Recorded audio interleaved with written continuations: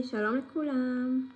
אנחנו היום ניתן דברים זרים. אנחנו תואמות חטיפים מהסופרטל ברחובות ההולנדית.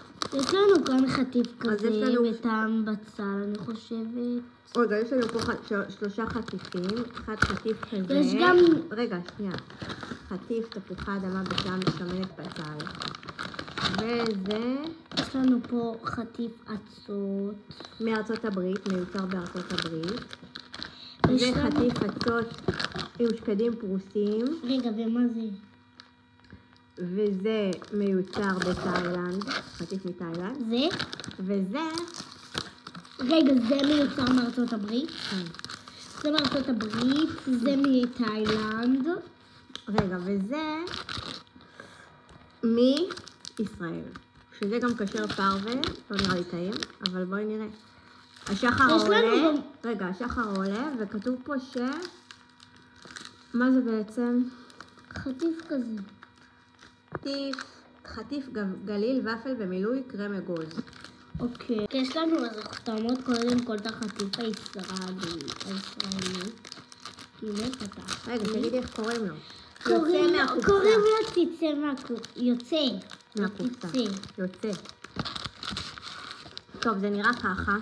זה נראה, זה מריח טוב, זה גלילית, זה פשוט גלילית כמו סוג של ענקית. גלילית כזאת. הגלילית כמו שזה. תביא לי רגע לראות.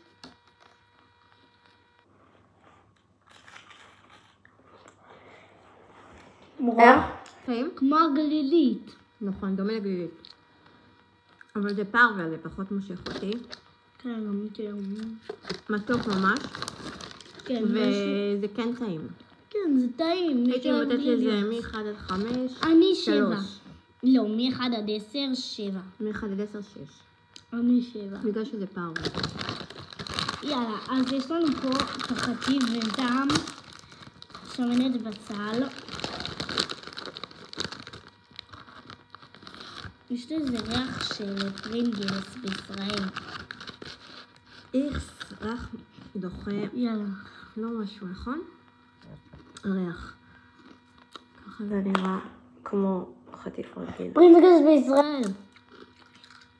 מה זה חמוץ? מלוח כזה. חמוץ. חמוץ מלוח. 10 כזה. אז בואו איתנו לחלק 2 לטעום את ההצעות.